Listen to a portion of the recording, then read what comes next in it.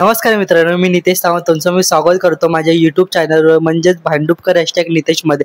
तर आज आपण भेटायला आहोत श्री सदानंद सर यांना आपण भेटायला आलो आहोत। ते आता प्रजासत्ताकमध्ये आहेत आणि त्यांनी गेल्या टायमाला पण इंटरव्ह्यू खूप छान दिला होता। तर आपण सरांना विचारूया। सभी को मेरा सादर प्रणाम।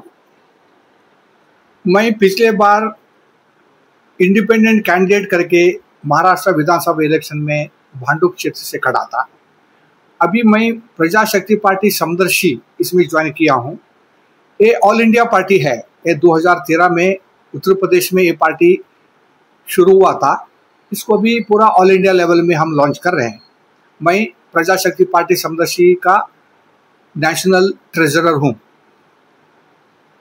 ये प्रजाशक्ति पार्टी समदर्शी एक राष्ट्रवादी हिंदुत्ववादी पार्टी है। इसने अपना 20 पॉइंट का एजेंडा को रिलीज किया है। हमारा मैनिफेस्टो एजेंडा क्या है ये पूरा भारतवासियों को मालूम होना जरूरी है।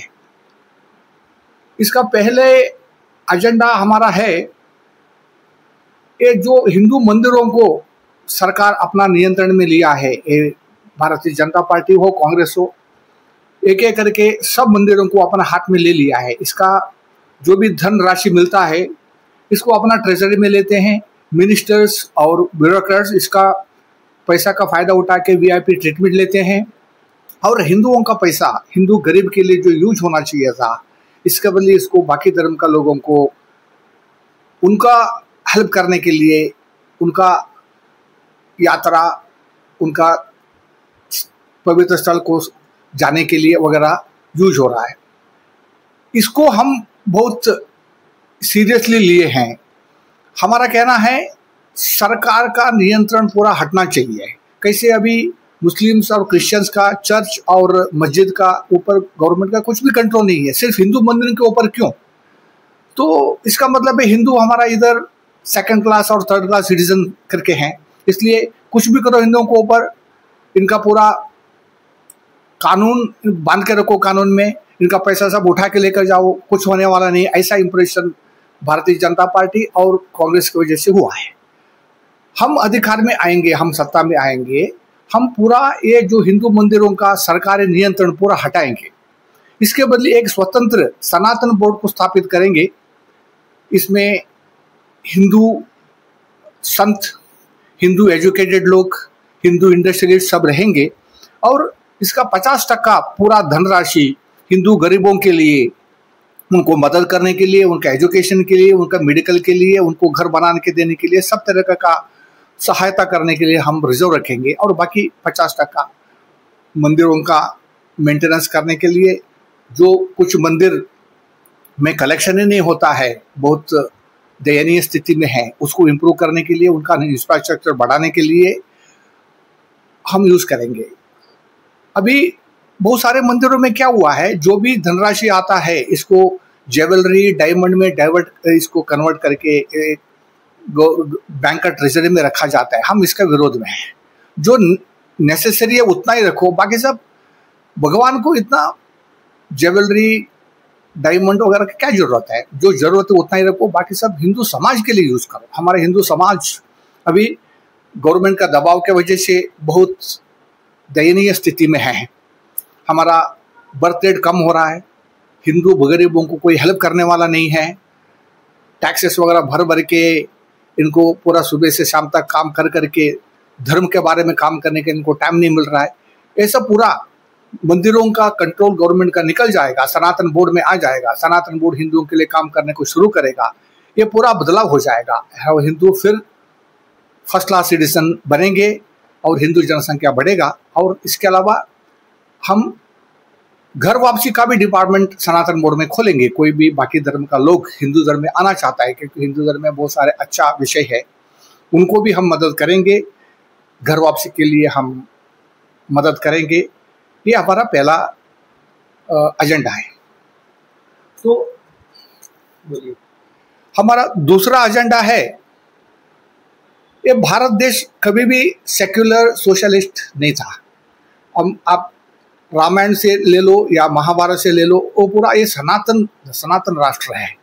बहुत सारे धर्म ये दुनिया में था, ये जो नया धर्म आगे हैं, तो ये क्रिश्चियनिटी और इस्लाम, ये आने के बाद ये पूरा वर्ल्ड में इन्होंने बाकी धर्म को सब खत्म करके अपना धर्म को एक्सपेंड किया। सिर्फ भारत देश में करने को नहीं हुआ, क्योंकि हमारा हिंदू धर्म में सनातनी बहुत सारे क्षत्रिय थे, देश को राष्ट्र को डिफेंड करते थे, इसके वजह से उनको करने के नहीं हुआ।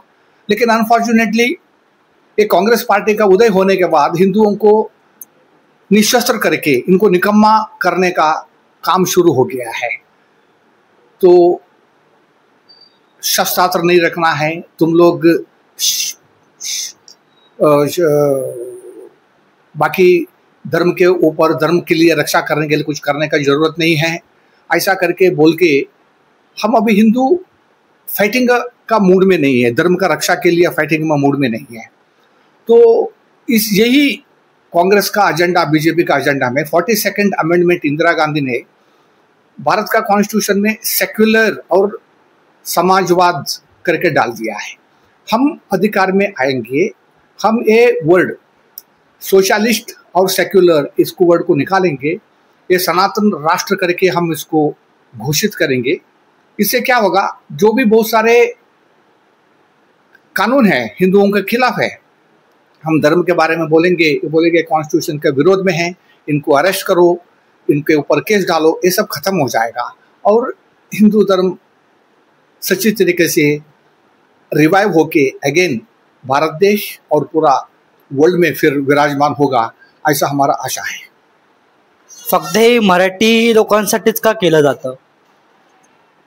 मराठी लोग अलग नहीं है भारतवासियों में, महाराष्ट्र भी हिंदू मेजॉरिटी स्टेट है और ऐसा बोलेगा तो मराठा साम्राज्य पूरा भारत का साम्राज्य था। मुगलों को डिफीट करने के बाद मराठा साम्राज्य पूरा भारत देश में फैल गया था। बाद में ब्रिटिशर आके मराठों को डिफीट करके फिर इसको इंडिपेंडेंट ब्रिटिश साम्राज्य बना दिया है। इसलिए महाराष्ट्र का लोग कभी भी सिर्फ अपना स्टेट का देखा नहीं है, पूरा भारत देश के बारे में सोचा है। मराठी संस्कृति हो, मराठी कल्चर हो, मराठी लोग हो, एजुकेशन हो, सब हमारा भारतीय वैल्यू के हिसाब से है। इसलिए हम महाराष्ट्र में खास करके कितना सारे मंदिर है, फॉर एग्जाम्पल इधर सिद्धि विनायक मंदिर है और शिरडी का मंदिर है, विठल मंदिर है, सब गवर्नमेंट का कंट्रोल में है। इसका पूरा पैसा गवर्नमेंट लेकर जा रहा है, इसको क्या कर रहे हैं हमको मालूम नहीं है। आधा पैसा ये लोग करप्शन में जा रहा है, मिनिस्टर्स और ब्यूरोक्रेट्स ये मंदिर का ओनर जैसा एक्टिंग कर रहे हैं और वो सारे पैसा हिंदुओं का, गरीब हिंदुओं को मदद में आता नहीं है। इसका इफेक्ट हमने जो बोला है हमारा एजेंडा नंबर 1 उसके हिसाब से ये सनातन बोर्ड में जाएगा। महाराष्ट्र में जो भी गरीब लोग हैं, गरीब हिंदू है, उनको बहुत मदद आएगा। स्पेशली गाँव में रहते हर जाति में है गरीब, एजुकेशन नहीं है, इसको जाति को मैं लेना नहीं चाहता हूँ। इवन दो कांग्रेस और बीजेपी मिलके पूरा हिंदुओं को जाति में बांट दिया है, अपर कास्ट है, ओबीसी है, SC ST करके किया है। ऐसा तो इतना डिफरेंस कभी हमारा स्वातंत्र मिला उसके पहले नहीं था। तो पूरा हिंदू समाज को हम जाति को बाजू में रख के हम मदद करेंगे और उनको अच्छा एजुकेशन देंगे। और इसके पॉइंट में ही हमने है ना, हमारा तीसरा एजेंडा है 10वीं स्टैंडर्ड तक हम पूरा भारत देश में सब हिंदू, सब नागरिकों को फ्री में एजुकेशन देगा अच्छी तरीके से। अभी गवर्नमेंट स्कूल चलता है, ऐसा नहीं है। गवर्नमेंट स्कूल में क्या है, गवर्नमेंट फंड तो देता है लेकिन अच्छा एजुकेशन है ही नहीं है। और किसी के पास पैसा है वो इंग्लिश मीडियम में भेजते हैं, इंटरनेशनल स्कूल में भेजते हैं, और गरीब है उनको कुछ बराबर एजुकेशन नहीं मिलता, वो ये लोग जाते हैं। ये सब हम खत्म करेंगे। हम प्राइवेट स्कूल, गवर्नमेंट स्कूल सबको खत्म करके कैसा सनातन बोर्ड इंडिपेंडेंट रहेगा, ऐसा एक एजुकेशन बोर्ड इंडिपेंडेंट हम स्थापना करेंगे। इसमें गवर्नमेंट कंट्रोल में नहीं होगा, ये न प्राइवेट कंट्रोल में होगा। ये जो एजुकेशनिस्ट है, हिंदू कल्चर का एक्सपर्ट्स है, ये सब बोर्ड में रहेंगे, प्लस इंडस्ट्रियलिस्ट, बिजनेसमैन जो कंट्रीब्यूशन दे सकते हैं वो इसमें रहेंगे। अच्छी तरीके से इंटरनेशनल स्टैंडर्ड का एजुकेशन का स्कूल्स करके सब स्कूल को हम कन्वर्ट करके 1 इंडिया 1 सिलेबस ऐसा स्कूल को हम बढ़ावा देंगे। पूरा भारत देश में आप मराठी मीडियम में पढ़ो, इंग्लिश मीडियम में पढ़ो, गुजराती में पढ़ो, कन्नड़ा में पढ़ो, बंगाली में पढ़ो, सेम सिलेबस रहेगा, फैसिलिटी भी सेम रहेगा। अभी कैसा पाश्चिमात्य राष्ट्र में है, स्कूल में क्या है, सिर्फ पढ़ाना नहीं है, उनको वोकेशनल ट्रेनिंग भी देना, घरगुती काम सिखाना। बाद में नौकरी के लिए आप जा सकते हैं तो कारपेंटरी हो या टेलरिंग हो या बाकी जो काम है वो सब सिखाना, प्रैक्टिकल ट्रेनिंग के साथ उनको भारतीय कल्चर के हिसाब से, पाठशाला का सिस्टम के हिसाब से अच्छा एजुकेशन देंगे। 10वीं तक फ्री एजुकेशन टोटली हर भारतीय नागरिक को रहेगा। इसमें एक